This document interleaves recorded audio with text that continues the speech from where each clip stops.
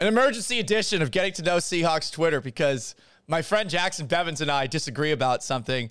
Jacson looks like such a badass right now, seeing as he is shirtless, smoking a cigar. I, meanwhile, am sitting in my apartment, and my cat is right over my shoulder. Jacson, what's up, buddy? Hey, man, thanks for having me on. I'm doing great, man. So, I don't want to trade for Julio Jones, even though I think I would probably be a tad excited if the Seahawks made the move.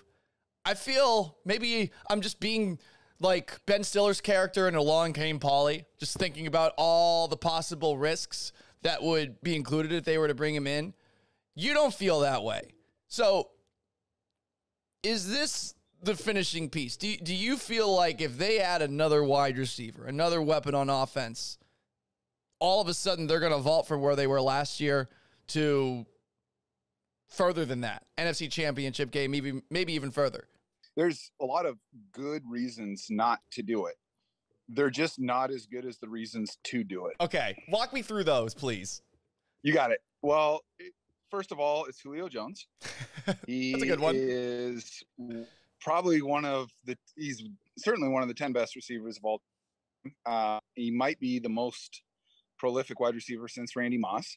And he is getting older, and I do understand that doesn't fit the spreadsheet in terms of talent acquisition and all of that. I do, however, feel like there are players who are outliers and that you can kind of drop some of that with. And Julio is one of those.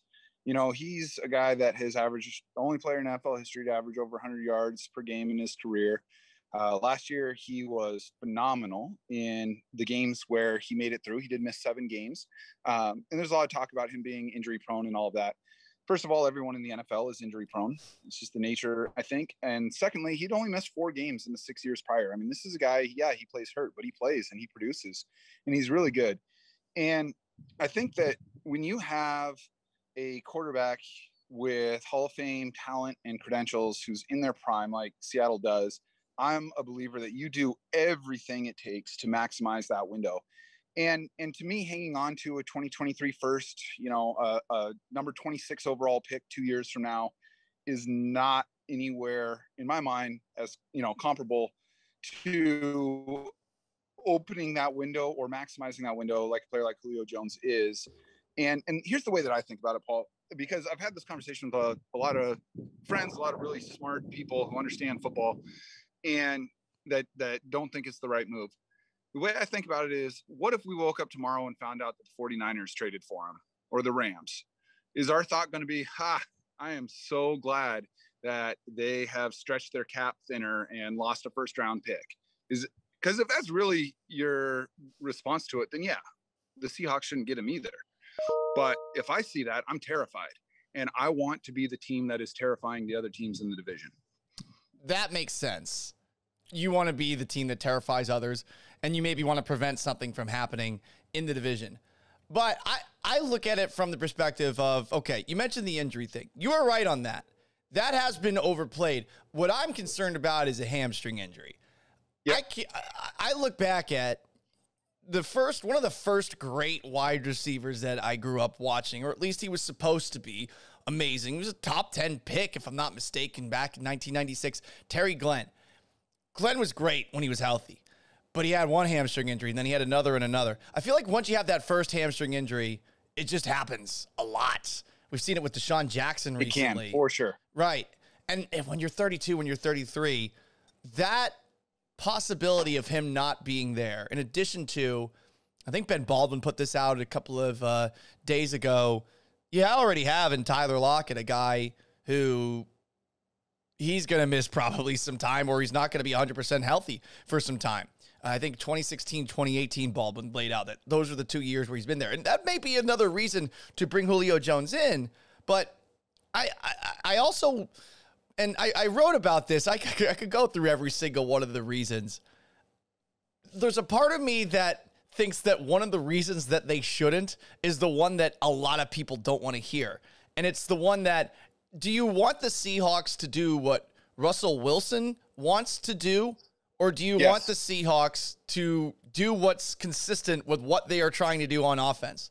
Because I understand the line of thinking about wanting Russ to be able to do all he wants, Jacson, but there's a part of me, too, that understands that the Seahawks, Pete Carroll, but now Shane Waldron, too, have a concept of what they want to do offensively.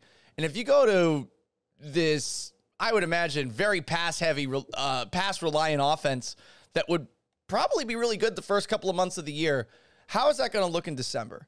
Because it feels like the NFL just totally transforms the last couple of months of the year. And I feel that there is a valid argument to be made that as annoying as it is that Pete Carroll loves to run the football as much as he does, that it does help you a whole lot in the last couple of months. And I think that was a big problem for them down the stretch. They couldn't figure out how to establish the run against some of those good defenses they played against. Totally. I think that's an extremely valid point. I also don't think bringing Julio in means that you all of a sudden have to pass more than you want to. Seattle has two really good wide receivers, and a lot of people are saying, well, that's enough. That's not a point of weakness. Rather put those resources towards a group that could use some bolstering. But boats go faster when you put more wind in the main sail, not in the smaller sails. Seattle went pass heavy last year, and it failed them in the second half of the year. They went really run heavy in 2018, and that failed them in the second half of the year too. And they had their worst playoff performance, one against the Cowboys, bad against Dallas that year that they had this year. I don't think that if you get Julio, it means you don't run the ball anymore. Julio's a phenomenal blocker. He's going to open up the box. If anything, I think adding him is going to make running even easier. And to your point about should we just do what Russell Wilson wants? If it's versus what he wants to do offensively and what Pete Carroll wants to do offensively, yeah, do what Russ wants. I'm curious as to what Shane Waldron wants to do. I am too. I really am. That would be a lot of weapons for him to work with. It does feel like they want to run the football more effectively. And I mean, that doesn't feel. That's what they've been saying publicly. Maybe that doesn't get them any further. I'm on board with that. I am too. I would like to see it happen. I wonder how it actually happens. I think this is where we both see eye to eye on, like, I actually have no problem with the Seahawks doing all the aggressive trades that they've been making with the draft picks. It's going to come home to roost at some point, but I mean, that's the entire NFC West right now. The entire NFC West is just like, screw it. We don't care about the future. Right. 49ers are trading all their picks. The Rams have traded all their picks, and I feel like they're violating the salary cap somehow. I don't know how they're able to pay all the guys that they are. So I don't mind the idea of trading for that finishing touch, but I feel like Julio Jones makes an area of strength slightly stronger, where if you're going to use a draft pick to trade for somebody, I don't know if he's available, but I would strongly consider making that draft pick that I would trade maybe even as far as another first-round pick so that you go the same amount of time as San Francisco or Los Angeles not drafting first-round picks to go get Stephon Gilmore out of New England. Because I feel like if you look at that cornerback group, I am hoping that Pete Carroll can get the most out of it. I trust generally that he will be able to get the most out of it. But we're talking about DJ Reed, who didn't start for a full year, and we're talking about a bunch of other guys that essentially were brought in off the scrap heap. Yep. No, totally valid point. And I should say I would be totally in favor of making a trade for Stephon Gilmore. If they're not going to get Julio, that would be a great pick also. I think drafting at the end of the first round is a poor value proposition. And as long as Russell Wilson is there, that's where Seattle is drafted. The hit rate on picks after like number 22 is about the same as the hit rate on a second round pick, but it comes at a premium. And I am totally fine with getting proven talent, whether it be Julio Jones or Stephon Gilmore. Now, one thing that needs to be said is 2020 Julio Jones was way better than 2020 Stephon Gilmore. Prior to last year, Stephon Gilmore was one of the best defensive players in the NFL, just like Julio's been one of the best offensive players in the NFL for 10 years. But last year he wasn't. And, I'm not huge on PFF grades, but it's as good a metric to go off of when it comes to coverage as anything else. You can't really go by tackles or picks. It's had a bad week, but I'm with you there. Yes. Yeah. It's not great, but I don't know that there's necessarily a better one for the purposes of this conversation. And he was 61st last year. Do I think he's the 61st best cornerback in the NFL? No, I don't. Do I think he was the top 20 cornerback last year? Absolutely not. So we're counting on a bounce back from him. I mean, yeah, go get him. That's great. Go get good players. I am in favor. I am team go get good players while you have Russell Wilson in his prime. Every single move they make should be about maximizing Russell Wilson's prime. And both of those moves do it. I would rather have Julio.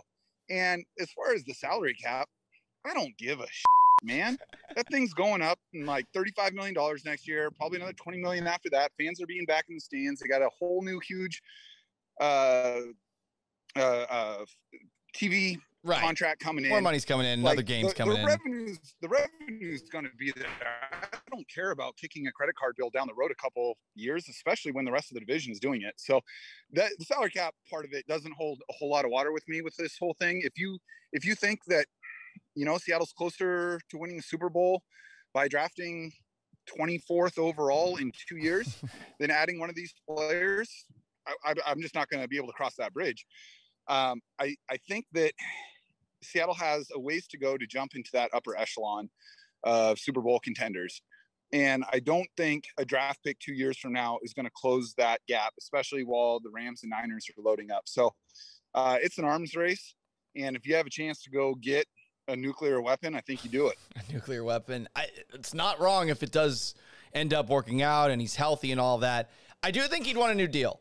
I know that was something that Mike Florio's been pushing this week. I actually do buy into that. I mean, if you're Julio Jones, after this coming season, you only have, I think, like $2 million guaranteed. And I'm Julio Jones. Yeah. I'm an all-generation kind of wide receiver. I'm going to, or wait, once in a generation? There you go. Once in a generation kind of wide receiver. I'm going to want to get paid like I am the best wide receiver in the NFL. And that's just how the ego works with that position. So I do think that while you can always make it work with the salary cap, you might have some very, very intense consequences. That said, the Rams haven't somehow, and I don't know how, and it drives me crazy. The last thing. Well, the Rams, to be fair, the Rams have the best personal training and injury crew in the NFL. There's a reason that they have the fewest missed games to injury every year. We've always thought that was just a luck proposition, but we're 5 years into them missing the fewest games to injury. So they protect their assets better than anybody else. It's tough and their books. And their books. There is risk to doing it for sure. Absolutely. The money part doesn't concern me at all. I mean, the Chiefs just gave Patrick Mahomes $500 million, re-signs all their studs, and then went out and got a whole new all-pro offensive line. Yep. Like, if a team wants to get creative, they can. And you know what? If I say milk it for everything you got until it's time to do a total rebuild, and then do a proper rebuild. But half measures aren't going to do it in the NFC right now. Ooh, quoting Mike Ehrmantraut, geez, that's a pretty good way to get out. My last thing on it, the one question I wonder is, it looks so good on paper, and yet when you see wide receivers jump from one place to the next, it doesn't always work out. Now, it does if the guy's basically the lone wide receiver going from one place to another. And again, every single situation is entirely unique from the others. But if you look back at history, like outside of maybe Stephon Diggs and what you saw out of Hopkins last year, there's been a lot of guys who have shifted from one place to the next, and it just hasn't worked out the same way despite the big cost. And I really do wonder about having that many good wide receivers, if that leads to, first off, strife between said wide receivers, but if that also just becomes an awkward fit. Like Baker Mayfield and the Browns should be way better with Odell Beckham Jr. on the field, and yet they're not. Right. Totally. And Kevin Stefanski's smart, and nothing makes sense on that front. And I consistently look at that and why Baker Mayfield's better without him. And I do wonder if there is an element of, you have so many good things that actually is a detriment, and I don't even know how to really explain it. Like, that thing to me is something that can't happen. And we've seen talented wide receivers shift from one place to the next where it hasn't necessarily worked out. Julio's an all-timer, no doubt about it. But maybe it's not the kind of fit that you would expect. I don't know that we sit here and say that Odell would have still sunk if he was on there. I think there might have just been a confluence of events there. But yeah, you mentioned Diggs and Hopkins, one that went and became a lot better in Dallas than he was in. True. And I think about what it does for DK to have the best wide receiver of the last 10 years in the wide receiver room with him, what that does for coverages. I mean, this offense should be absolutely about how do we get the most out of Russell Wilson and DK Metcalf over the next 3 or 4 years. Julio Jones is a scheme breaker, and we saw last year that DK and Lockett weren't enough to break certain defensive schemes. And I think adding Julio does. We're also talking about what we're going to look like moving forward, but it's just a worse place. And so, trading for him than by not. And the same thing with Gilmore. You could back up for Gilmore, multiple firsts, and give him a new contract, and he could get hurt. Sharp cornerback, if not more so than a wide receiver. Especially ones as big as Julio can adjust their game to fit, a loss and explosion and whatnot. So, look, I will be the first to eat my words if they get Julio and it falls apart for whatever reason, whether it be chemistry or injury or blows up their salary cap. Absolutely. But they're not going any further as currently constructed than they've gone the last 5 years. They're just not gonna. The rest of the top of the NFC is too good, and our division's getting better. And we got to get better with them if we're going to have a chance, or else we're just going to keep having the same conversation after a first-round exit every year. That doesn't sound optimal. I would much rather be at a pool, shirtless, smoking a cigar. Like one and only Jacson Bevens, VIP of Seahawks Twitter. Clearly, I mean, you're living that VIP lifestyle right now. I'm doing my best, man. Appreciate you joining me, man, and let's do this again soon. Hey, anytime, Paul. Thank you.